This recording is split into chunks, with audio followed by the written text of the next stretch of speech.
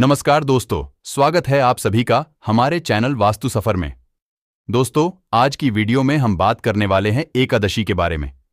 तो चलिए दोस्तों, वीडियो को शुरू करते हैं। हरे कृष्णा दोस्तों, एकादशी के विषय में गर्ग संहिता माधुर्य खंड अध्याय 8 श्लोक संख्या 41 और 42 में कहा गया है, अश्वमेघ सहस्त्र राजसूय शतानिच एकादशी उपवास स्य कलाम नार हंति सोडम दशवुड़ पुरुष उधर नर, अर्थात सहस्त्र अश्वमेघ और सैकड़ों राजसुयज्ञ भी एकादशी के उपवास की 16वीं कला के बराबर नहीं हो सकते। शुद्ध भक्तिपूर्वक एकादशी का व्रत करने वाला मनुष्य मातृकुल की 10, पितृकुल की 10 और पत्नी कुल की 10 पीढ़ियों का उद्धार कर देता है। इसके उपरांत बृहद नारदीय पुराण उत्तर भाग अध्याय 1 श्लोक संख्या 13 और 1-14 में वशिष्ठ राशि भी कहते हैं, अश्वमेघ सहस्त्र राजसूय सतानीच एकादशी उपवास स्य कलाम नारहंति षोडशिम एकादश इंद्रिय पापम यत्कृतम भवति प्रभु एकादशी उपवास तत्सर्वम विलय व्रजय, यानी सहस्त्र अश्वमेघ और सैकड़ों रासुयज्ञ भी एकादशी के उपवास की 1616 कला के बराबर नहीं है। हे प्रभु, 11 इंद्रियों से जो पाप किए जाते हैं वे सब भक्तिपूर्वक एकादशी उपवास करने से नष्ट हो जाते हैं। इस प्रकार हमारे शास्त्रों में ऐसे अनेक संदर्भ पाए जाते हैं जिसमें भगवान श्री हरि की प्रिय एकादशी तिथि के गुणगान गाए गए हैं, और बात जब निर्जला एकादशी की आए तो उसका महत्व और अधिक बढ़ जाता है। ज्येष्ठ मास के शुक्ल पक्ष में आने वाली एकादशी यानी पांडव निर्जला एकादशी या भीम एकादशी, इस एकादशी के विषय में सभी वैदिक शास्त्रों के रचयिता शल व्यासदेव कहते हैं कि इस निर्जला एकादशी का पालन करने से सभी तीर्थों में स्नान करने का पुण्य फल मिलता है, और मृत्यु के समय यमदूतों के स्थान पर सुंदर विष्णुदूत उसे लेने आते हैं। यहां तक कि इस व्रत की कथा का श्रवण करने से भी व्यक्ति को अमावस्या के साथ आने वाली प्रतिपदा के दिन पियो को दिया हुआ तर्पण का फल मिलता है। इस दिन जो भी व्यक्ति अदान करता है वह भी अपने समस्त पूर्व पाप कर्मों से मुक्त हो जाता है।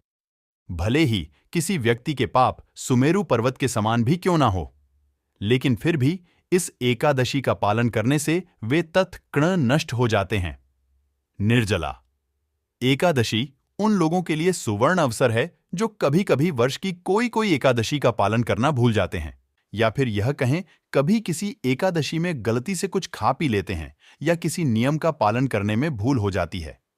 इन सभी गलतियों का प्रायश्चित करने का अवसर है यह निर्जला एकादशी, लेकिन इसके साथ साथ यह एकादशी उन लोगों के लिए भी अत्यंत महत्वपूर्ण सिद्ध होती है जिन्होंने कभी भी किसी भी एकादशी का पालन नहीं किया है।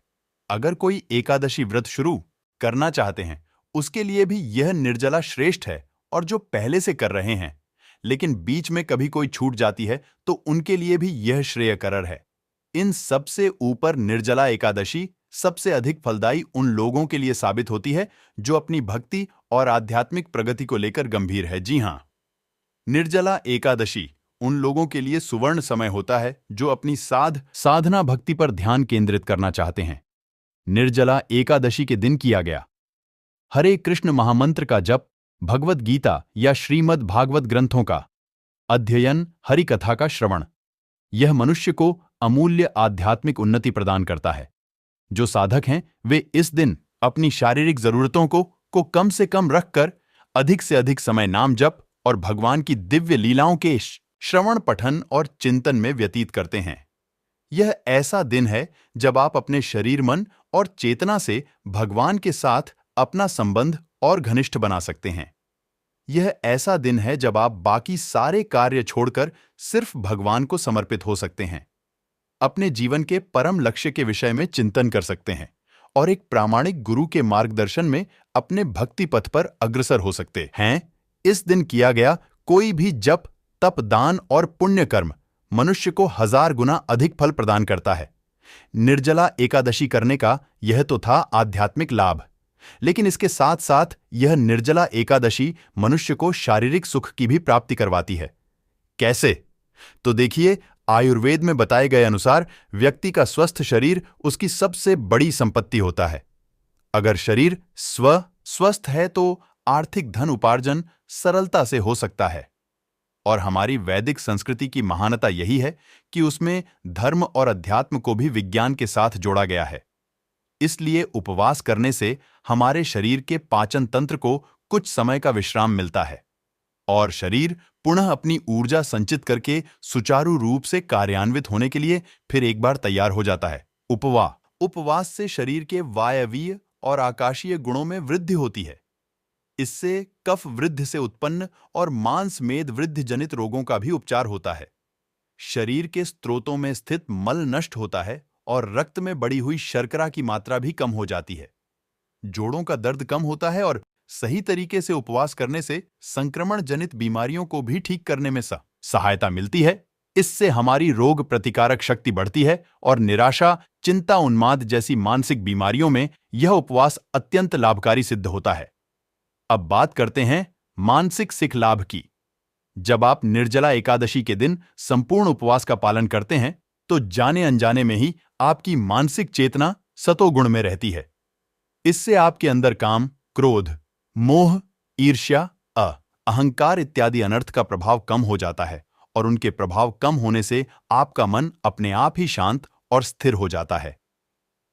बाह्य आकर्षणों से दूर रहने के कारण मन स्वाभाविक रूप से ही भगवान श्री कृष्ण के प्रति आकृष्ट होता है, क्योंकि यही हमारा वास्तविक स्वभाव है और इस प्रकार निर्जला एकादशी हमारे शरीर, मन और आध्यात्मिक प्रगति इन तीनों के लिए लाभदायी है। अब देखिए, कौन ऐसा व्यक्ति है जो धनी बनना नहीं चाहता है ना? लेकिन क्या आप जानते हैं, धन या संपत्ति दो प्रकार के होते हैं। एक होता है भौतिक धन और दूसरा होता है आध्यात्मिक धन। भौतिक धन क्षणिक होता है और वह तब तक आपके लिए आवश्यक होता है जब तक आप इस भौतिक शरीर में रहते हैं, लेकिन आध्यात्मिक धन शाश्वत समय तक आपके साथ रहता है। आप यानी आपकी आत्मा चाहे जितने भी शरीर परिवर्तित कर ले, लेकिन हर उस शरीर में आध्यात्मिक धन आपकी धरोहर बनकर आपके साथ रहता है। भौतिक धन चोरी हो जाने का भय सदा बना रहता है, लेकिन आध्यात्मिक धन कोई नहीं चुरा सकता। भौतिक धन से आप अपने शरीर की जरूरतें पूरी करते हैं, लेकिन आध्यात्मिक धन से आप अपने आत्मा की और मृत्यु के बाद की यात्रा की जरूरतें पूरी कर सकते हैं। इस भौतिक संसार में जीवन यापन करने के लिए हमें निश्चित रूप से भौतिक धन की आवश्यकता तो है ही, लेकिन साथ ही हम आध्यात्मिक धन की भी उपेक्षा नहीं कर सकते। भौतिक धन आप अपने ज्ञान, शारीरिक प्रयास, बुद्धि और कर्मों के द्वारा प्राप्त कर सकते हैं, लेकिन क्या आप जानते हैं आध्यात्मिक धन कैसे प्राप्त किया जा सकता है? इसी आध्यात्मिक धन की प्राप्ति के लिए हमारे वैदिक आर्ष्य मुनियों ने मनुष्य सज के लिए अनेक नियम, व्रत, उपवास और दिनचर्या का निर्माण किया था, जिसे हम आयुर्वेद और विभिन्न संहिताओं में लिखित रूप में देख सकते हैं। और ऐसा ही एक व्रत है यह निर्जला एकादशी, जब आप अपनी क्षमता अनुसार अधिक से अधिक आध्यात्मिक धन एकत्रित कर सकते हैं। तो आइए इस निर्जला एकादशी के महामहोत्सव को और अधिक विशेष बनाते हैं और तैयारी करते हैं इसके एक निष्ठ पालन की। हरे कृष्ण। तो दोस्तों, इसी के साथ आज के लिए बस इतना ही। दोस्तों, अगर वीडियो आपको अच्छी लगी हो तो वीडियो को लाइक और हमारे चैनल वास्तु सफर को सब्सक्राइब जरूर करें। वीडियो के अंत तक बने रहने के लिए धन्यवाद।